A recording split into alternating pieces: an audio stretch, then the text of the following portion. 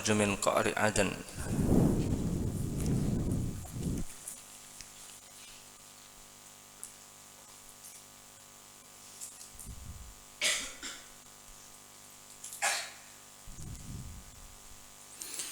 Wa narun lan geni takhruju kang metu apa narun min qa'ri Adanin saking arahe tanah Aden. Aden Yaman. Tasuku kang kiring apa tasuku kiring apa narun annas ing menungso ilal mahsyari maring gon kumpul. Ilal mahsyari maring gon kumpul.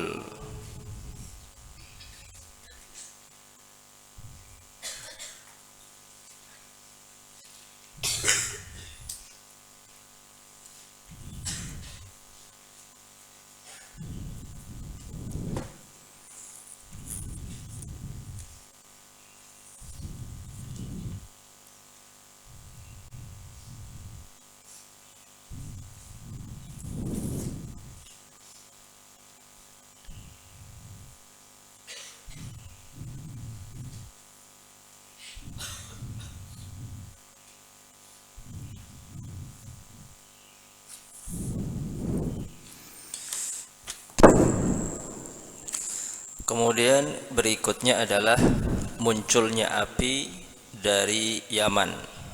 Aden itu adalah satu daerah di negeri Yaman, di Aden. Akan muncul api min qa'ri Aden, dari qa'ri itu ay asfalil Aden, dari bawah tanah dari negeri Aden atau daerah Aden di Yaman. Itu akan muncul api besar, takhruju tasuku annas ilal mahsyar. Kemudian api itu akan menggiring manusia menuju negeri Syam atau tempat berkumpulnya manusia, mahsyar, yaitu negeri Syam. Ini di dunia. Di dunia. Jadi dikatakan ada 4 hasyar, 4 peristiwa hasyar, penggiringan manusia ke satu tempat, itu hasyar. Hasyrani fid dunya wa hasyrani fil akhirah. 2 diantaranya itu di dunia, dan 2 hasyar, 2 penggiringan manusia itu kelak akan terjadi di akhirat. Jadi semuanya 4. Semuanya 4. Atau simpelnya 2. 1 di dunia, 1 di akhirat. Kalau dikatakan 4, yang pertama di dunia hasyrul yahud ila Syam. Hasyrul yahud ila Syam. Tatkala Allah Subhanahu wa taala mengeluarkan atau menggiring orang-orang kafir daripada ahli kitab, orang-orang Yahudi, dari rumah-rumah mereka li awwalil hasyr. Ini hasyr yang pertama di dunia. Bagaimana Allah Subhanahu wa taala, itu yang disebutkan di dalam ayat, huwallazi akhrajal ladzina kafaru min ahlil kitabi min diyarihim li awwalil hasyr. Allah yang telah mengeluarkan mereka, orang-orang kafir, orang-orang Yahudi, dari ahlil kitab, dari rumah-rumah mereka, Allah giring kepada satu tempat, yaitu di Syam. Ini penggiringan manusia yang pertama.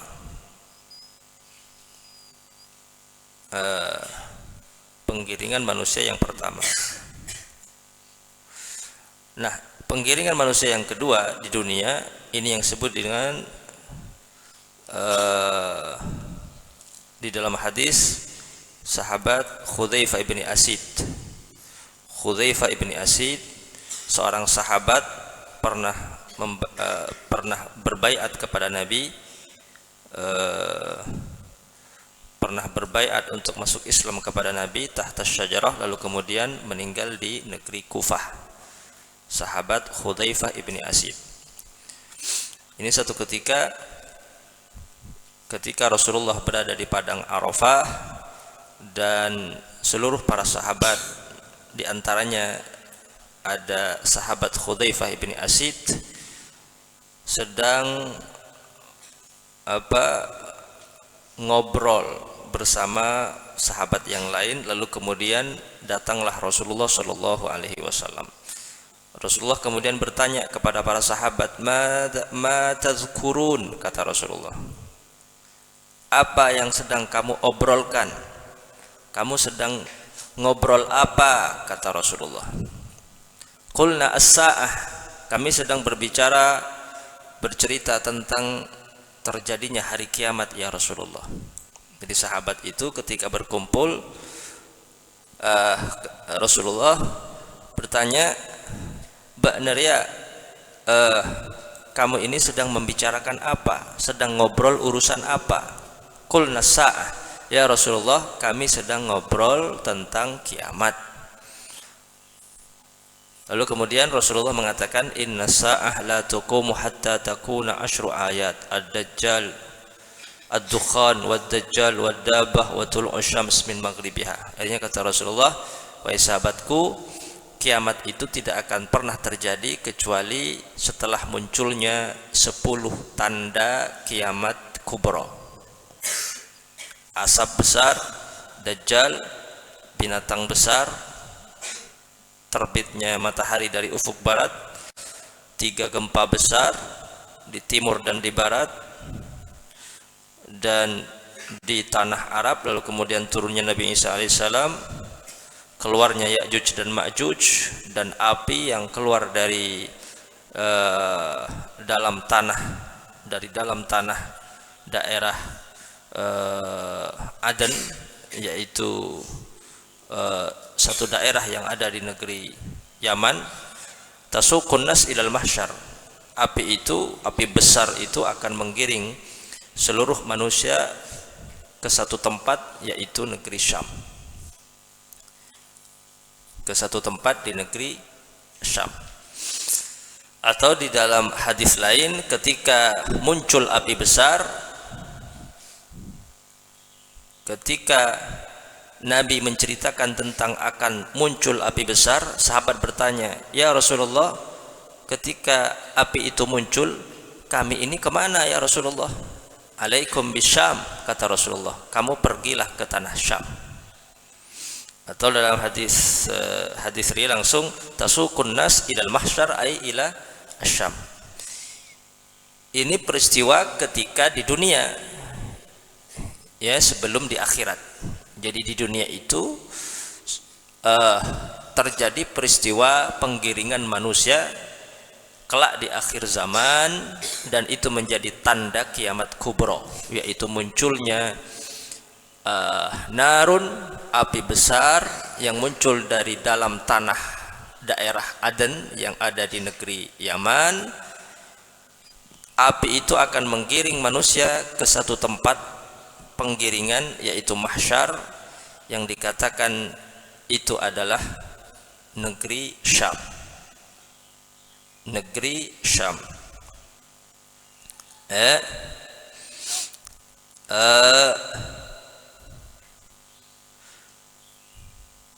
Maka dari seluruh keterangan yang ada di dalam hadis baginda Nabi besar Muhammad tentang tanda kiamat, itu secara garis besar dibagi dua tanda kiamat kubro, kiamat besar. Ada tanda-tanda kiamat yang mengubah fenomena alam yang ada di bumi, ada peristiwa tanda-tanda kiamat kubro yang merubah fenomena yang ada di langit, ya. Nah, tanda kiamat kubro yang merubah fenomena yang ada di bumi, keadaan yang ada di bumi itu yang pertama adalah keluarnya Dajjal. Keluarnya Dajjal. Jadi keluarnya Dajjal ini itu yang pertama merubah tatanan kehidupan yang ada di dunia.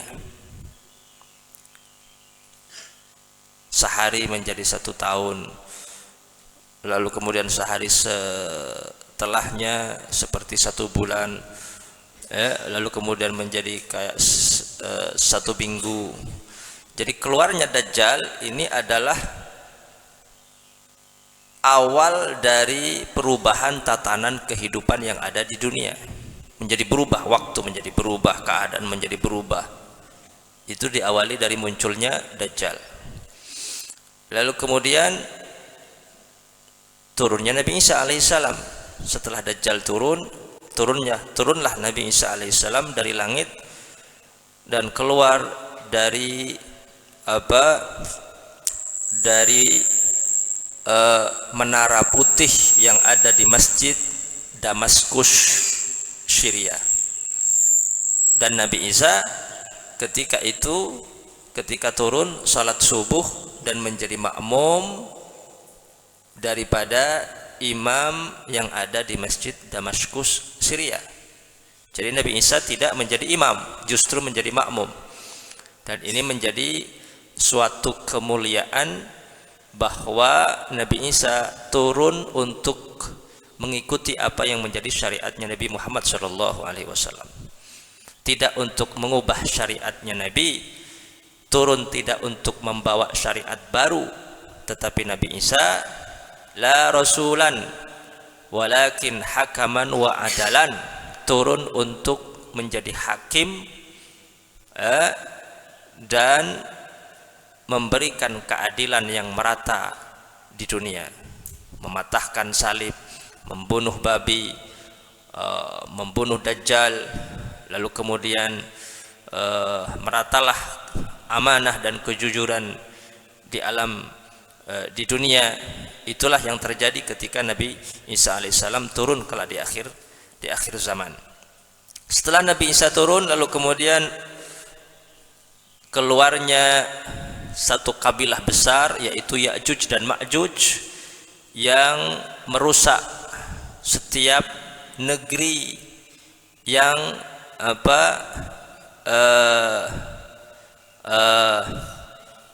yang dimasukinya Ya'juj dan Ma'juj. Nah, turunnya Dajjal, munculnya Dajjal, turunnya Nabi Isa, lalu kemudian keluarnya Ya'juj dan Ma'juj dari tembok besar yang dibangun oleh Raja Dzulqarnain. Ini terjadi sebelum terbitnya matahari dari ufuk barat. Ya, sebelum, baru kemudian muncullah atau terbit matahari dari ufuk barat. Dan ini adalah fenomena pertama yang mengubah tatanan kehidupan yang ada di langit. Karena di langit itu keadaan yang biasa di langit itu ketika matahari terbitnya dari ufuk timur, lalu kemudian tenggelam di ufuk barat. Seperti biasa, dari timur tenggelam di ufuk barat, muncul dari ufuk timur, tenggelam di ufuk barat. Nah, jadi fenomena alam yang berubah pertama itu adalah fenomena yang ada di kehidupan dunia, di bumi. Setelah bumi hancur, lalu kemudian oleh Ya'juj dan Ma'juj, Dajjal merubah waktu, keadaan yang ada di bumi, lalu kemudian muncullah matahari dari ufuk barat, maka berubahlah tatanan kehidupan yang ada di langit. Itu yang pertama, yang merubah tatanan kehidupan yang ada di langit. Dan pada hari yang sama, ketika matahari terbit dari ufuk barat, di hari yang sama muncullah dabbah atau hewan besar. atau setelahnya, bisa di hari itu, di hari yang sama. Jadi dabbah itu muncul di hari ketika matahari terbit dari ufuk barat, atau setelah itu, mungkin sehari setelah itu. Ada yang mengatakan di hari yang sama keluarlah dabbah. Nah, ya. Jadi keluarnya dabbah itu setelah perubahan fenomena alam rusak, baik di bumi ataupun di langit.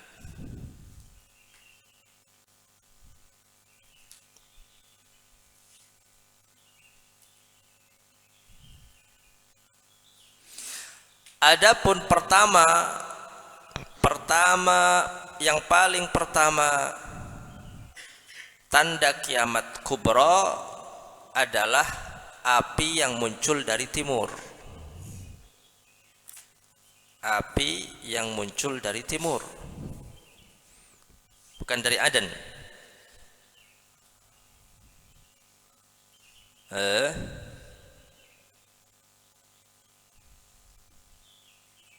Itu yang pertama. Yang pertama sekali, yang paling pertama sekali adalah ada api yang muncul dari timur. Berarti ada beberapa peristiwa api muncul di akhir zaman. Yang paling pertama adalah narun takhruju minal masyriq. Lalu kemudian ada perubahan fenomena alam yang ada di bumi dengan ditandainya keluarnya Dajjal, turunnya Nabi Isa, keluarnya Ya'juj dan Ma'juj, ya. Nah, hasyar yang ada di akhirat yaitu penggiringan setelah nafkhah, ya, setelah nafkhah tiupan sangkakala. Tiupan sangkakala yang kedua. Yang pertama itu mematikan seluruh makhluk, yang kedua menghidupkan makhluk. Setelah tiupan sangkakala yang kedua, Allah bangkitkan seluruh makhluk dari kuburan mereka, lalu kemudian digiring ke mahsyar. Nah, mahsyar ini bukan Syam. Ini tempat, bukan tempat ketika ada di dunia. Nah, ini penggiringan kelak di akhirat. Yang pertama, hasyrani fil akhirah. Hasyrani fil akhirah. Nah, penggiringan yang kedua, manusia kelak akan digiring ke neraka wa imma ke sorga setelah hisab. Jadi apa ahamiyahnya atau faidahnya? Faidahnya penggiringan manusia di dunia oleh api yang timbul dari bawah tanah Aden di negeri Yaman itu untuk membedakan antara mana yang kafir dan mana yang mukmin. Nah, yang digiring ke Syam mereka lah orang-orang yang mukmin.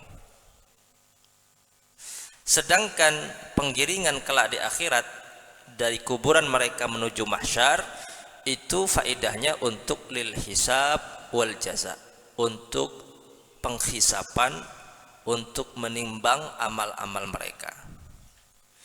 Lalu ada penggiringan yang kedua, dari mahsyar digiring kembali wa imma ke neraka wa imma ke surga. Jadi di akhirat ada dua hasyar, di dunia ada dua hasyar. Yang pertama hasyrul yahud ila Syam, dan yang kedua penggiringan yang ditandai munculnya api dari Qa'ri Aden yang menggiring manusia ke mahsyar.